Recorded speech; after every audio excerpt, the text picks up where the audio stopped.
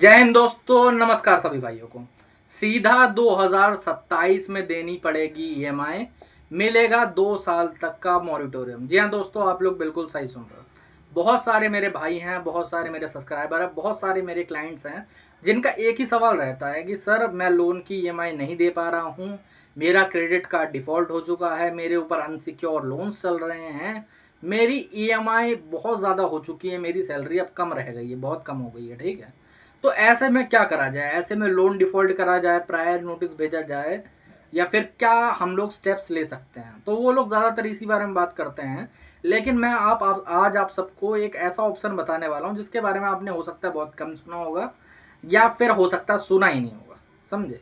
और जो भी लोग बताते हैं इसके बारे में, कई बार गलत बताते हैं बहुत ज़्यादा, कई बार ये चीज़ गलत बता देते हैं और लोग उस गलती में फंस भी जाते हैं, समझ रहे हो? आज हम लोग बात करेंगे 2 साल तक के लोन मॉरिटोरियम के बारे में। इसके लिए आप कैसे अप्लाई कर सकते हो, क्या एलिजिबिलिटी रहती है, आपका लोन कितना होना चाहिए, कितनी आपने रीपेमेंट करी होगी, क्या क्या डॉक्यूमेंट्स लगेंगे और कहाँ आपको बैंक जाके फॉर्म भरना पड़ेगा या फिर यहीं से कोई काम होगा, आज इसी बारे में प्रॉपरली बात करेंगे। तो दोस्तों, वीडियो शुरू करने से पहले मैं आप सबका हर्ष कुमार आपके अपने चैनल लोन डिस्ट्रॉयर में आपका स्वागत करता हूं। अगर लोन संबंधित कोई भी प्रॉब्लम है, कोई दिक्कत है, परेशानी है, रिकवरी वाले परेशान कर रहे हैं, कोई और प्रॉब्लम है, कॉल फॉरवर्डिंग की सर्विस लेनी है, तो ये ऊपर मेरा नंबर आ रहा है, आप मुझे व्हाट्सएप पर मैसेज कर सकते हो। ठीक है, व्हाट्सएप के माध्यम से हमसे जुड़ सकते हो। अब मेन पॉइंट पे आ जाते हैं। देखो, ये लोन मॉरिटोरियम होता क्या है? ऐसा नहीं है कि लॉकडाउन के बाद से आपने हो सकता है सुना होगा लोन मॉरिटोरियम के बारे में, लेकिन जब से बैंकिंग की स्थापना हुई है, जब से बैंकिंग स्टार्ट हुई है, जब से ये हमारा स्टेट बैंक आरबीआई और स्टेट बैंक का गठन हुआ है, तब से ही लोन मॉरिटोरियम स्टार्ट हो रखा है। ठीक है, ये टाइम टाइम पे जिसको ज़रूरत पड़ती रहती थी वो अप्लाई करता रहता था। जो उनका एलिजिबिलिटी होती थी उस हिसाब से इनको मिलता रहता था। ठीक है, लेकिन जब हमारे देश के अंदर लॉकडाउन लगा तब ये मॉरिटोरियम की स्थिति बहुत ज़्यादा बढ़ गई। तब सबको ही लमसम मॉरिटोरियम मिलने लगा था और हमारी गवर्नमेंट ने ही बोला था कि सबको ही मॉरिटोरियम मिलना चाहिए। ठीक है, लेकिन एक लोगों के अंदर गलती बहुत ज़्यादा है आज के टाइम में। 2025 चल रहा है, लॉकडाउन 20 में लगा था, अब 4-5 साल हो चुके हैं लमसम। तो लोगों के अंदर एक गलत फहमी है बहुत ज़्यादा कि वो लोग बैंक जाते हैं और वहाँ पर बैंक मैनेजर से बात करते हैं या फिर बैंक के किसी एम्प्लॉय से बात करते हैं और वहाँ पर उनको एक छोटा जवाब मिलता है कि लोन मॉरिटोरियम अब बंद हो चुका है, लोन मॉरिटोरियम की कोई एप्लीकेशन नहीं लगती है।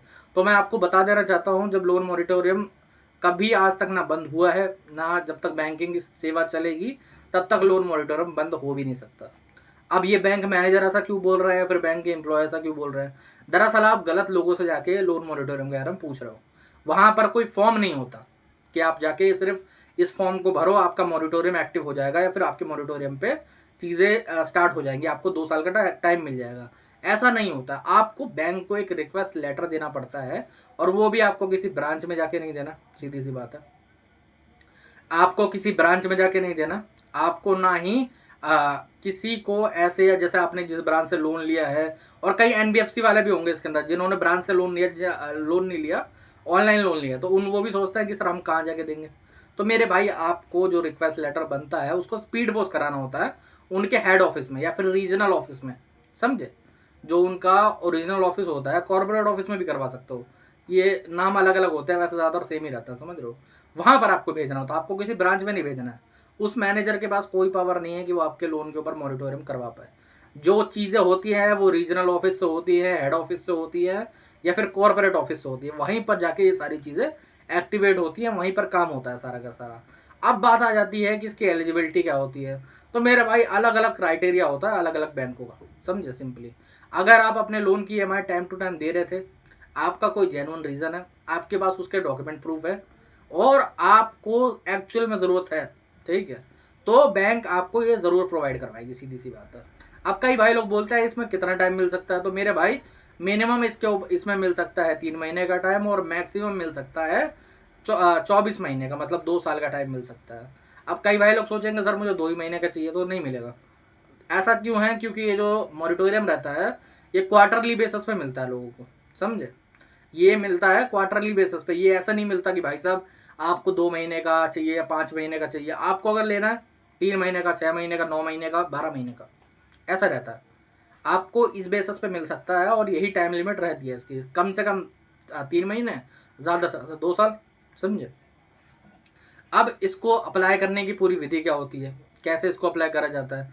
तो देखो इसमें एक एलिजिबिलिटी का है क्राइटेरिया, अगर वो आपने कर रखा है तो आप रिजेक्ट हो सकते हो। अगर आपका लोन 3 महीने से ज़्यादा डिफ़ॉल्ट हो चुका है तो आप उसके एलिजिबल नहीं रहते हो, आप मॉरिटोरियम में एलिजिबल नहीं रहते हो, सीधी सी बात है। अगर आपका लोन 3 महीने डिफ़ॉल्ट हो चुका है तो, अगर आपका अभी डिफ़ॉल्ट नहीं हुआ है तो आप एलिजिबल 100% हो, समझे, क्राइटेरिया में आ रहे हो। बैंक का रिकॉर्ड अगर आपका अच्छा होगा तो आपको मिलेगा भी, समझे। लेकिन अगर आपका 1-2 महीने भी डिफ़ॉल्ट है तो भी कोई दिक्कत वाली बात नहीं है, तब भी आप अप्लाई कर सकते हो। लेकिन अगर 3 महीने डिफ़ॉल्ट हो गया, आपका एनपीए हो चुका है, तो मेरे भाई कोई चांसेस नहीं है। तो क्या होता है कि क्योंकि वो लोन जो है वो नॉन परफॉर्मिंग हो जाता है, उस पर कोई और काम नहीं हो सकता, उसके ऊपर दूसरी एप्लीकेशन नहीं लग सकती है, ठीक है। अब उस एप्लीकेशन को दिया कैसे जाता है, किस तरीके से आगे आपको अप्रूवल करवाना है, इसके 2 पार्ट्स हैं। जिनका पहले पार्ट में हो जाता है उसको दूसरे पार्ट की जरूरत नहीं पड़ती, लेकिन जिनका पहले पार्ट में रिजेक्ट हो जाता है उनको दूसरे पार्ट में जाना जरूरी है। मैं बताता हूँ कैसे। आपको क्या करना है, आपको एक रिक्वेस्ट लेटर बनवाना है प्रॉपरली लॉ के साथ में, जिसके अंदर भाई साहब बैंकिंग का पूरा एक्ट लिखा हो कि भाई किस एक्ट के तहत आप ये लोन मॉरिटोरियम मांग रहे हो। सीधी सी बात है, आपकी दिक्कत क्या है। आप दिक्कत में ये नहीं लिख सकते कि मैं जो मैं पैसा हार गया, सीधी सी बात है। मैं एक बंदे को जानता हूँ जिसने मॉरिटोरियम का लेटर लिखा था अपने खुद से, उसने लिख दिया कि मैं Dream11 में इतने इतने पैसे हार गया हूँ। अगर मेरे भाई वो लिख के भेज देता ना तो उसके ऊपर क्रिमिनल केस हो जाता है एक्चुअली में। हाँ, 420 का जो नहीं है हमारा 316 302, वो हो जाता है। क्योंकि देखो जो पर्सनल लोन दिए जाते हैं वो आपके पर्सनल यूज़ के लिए दिए जाते हैं, आपको कहीं पर उड़ाने के लिए नहीं दिया गया, समझे। तो इसीलिए ये चीज़ समझ के चलिए पहली बात तो। अब मेन पॉइंट पे आ जाता है कि कैसे लिखा जाता है ये लेटर। तो प्रॉपरली लिखा जाता है, सारी दिक्कत लिखी जाती है। इसमें आप कब डिफ़ॉल्ट करोगे, कब से लेके कब तक आपको चाहिए, कितनी और इसके अंदर ईएमआई वो भी होती है रिस्ट्रक्चरिंग के लिए भी, ठीक है। जैसे मान लो आपकी ईएमआई 30,000 रुपये आप नहीं भर पा रहे, तो आप उसको 10,000 रुपये करवा सकते हो, या फिर 8,000 करवा सकते हो, 15,000 करवा सकते हो, जो भी आपका बनता है क्राइटेरिया, और जितने भी बैंक अप्रूवल देता है उस हिसाब से, समझे। ये सारी चीज़ें करके आप वो लेटर बना के उसे मेल करते हैं, फिर उसके बाद उसे स्पीड पोस्ट या रजिस्टर पोस्ट करवाते हैं। फिर बैंक उसका लिखित में रिप्लाई देगा या फिर मेल में रिप्लाई देगा, वैसे देता है। अब जितने भाइयों को सॉरी, अब जितने भाइयों को इसके अंदर पहले पड़ाव में मिल जाता है, जिनका अप्रूवल हो जाता है, उनके लिए तो बहुत खुशी वाली बात है। लेकिन जिनका नहीं होता वो बहुत उदास हो जाता है। आपको उदास होने की ज़रूरत नहीं है। आपको क्या करना है, आप 30 डेज बाद, जितना 30 दिन बाद, जैसे आप मान लो आपने 1 तारीख को अप्लाई करा है, ठीक है। तो अब जो नेक्स्ट 1 या 2 तारीख आएगी, 2 तारीख सॉरी, नेक्स्ट जो 2 तारीख आएगी, उसमें आपको क्या करना है, आरबीआई के ओम्बुड्समैन में जाना है और एक बार उसको रीअपील करवाना है। एक बार उस पर अपील लगवानी कि भाई साहब एक बार मेरी जो एप्लीकेशन है उसको दोबारा से रिकन्सिडर करवाया जाए। और मैंने देखा है 90% केसेस के अंदर ऐसा ही होता है कि रिकन्सिडर के लिए वो जाती हैं और वहाँ पर अप्रूवल हो जाता है। क्योंकि ये बैंक कई बार जानबूझ के रियल रीज़न होने के बाद भी उसे वो कर देते हैं रिजेक्ट, इसलिए वहाँ पर जाके वो 100% अप्रूव हो जाती है। और उसमें थोड़ा अमाउंट भी बढ़ जाता है, जैसे एक तरीके से आपका थोड़ा वो भी बढ़ जाएगा, क्या कहते हैं, टेनओवर तो नहीं बढ़ेगा, बट हो सकता है आपने रीस्ट्रक्चरिंग के लिए 15,000 बोले थे तो वो 10 भी करवा सकते हैं, समझे, आपका जो भी होगा प्रॉपरली। अब इसके अंदर कई भाई लोग बोलते हैं कि ब्याज वगैरह कितना होता है, तो मेरे भाई इसके अंदर ब्याज बहुत कम होता है, बहुत कम होता है, समझे। जैसा मैंने एक क्लाइंट का करवाया था, आप लोग बात मान के चलो, मॉरिटोरियम करवाया गया था, उनका 3 लाख रुपए का लोन था, ठीक है। तो 3 लाख पे 6 महीने में उनका 1,400 रुपये इंटरेस्ट लमसम लगा था मॉरिटोरियम का। जी हाँ, इतना ही लगा था, 1,400 रुपये मात्र मॉरिटोरियम 6 महीने का लगा था उनका। उन्हें 6 महीने की ज़रूरत थी तो उन्होंने 6 महीने का करवाया था। ये सारी चीज़ें, तो इस तरीके से आप लोग कर सकते हो। अब कई भाई लोग इसके अंदर डेढ़ सानापना भी करते हैं या फिर बहुत ज़्यादा वो दिक्कतें भी देते हैं। जैसे क्या करेंगे, जैसे मैं कल एक सब्सक्राइबर से बात कर रहा था, कॉल बुक करी थी उन्होंने हमसे पूछा कि सर कैसे अप्रूव होगा, तो मैंने बताया ये तरीका है। तो उन्होंने बोला कि सर मैं पहले अप्लाई कर चुका हूँ। मैंने बोला क्या अप्लाई करा, दिखाओ ज़रा। तो उस भाई ने सीधे एक मेल लिख रखी है जिसके अंदर लिख रखा है मेरी दिक्कत ये है, मेरी सैलरी कम हो गई है भाई, इतना ये प्रॉब्लम है, बस खत्म कहानी, बस खत्म, और कुछ नहीं है, यहाँ पर छोड़ दिया।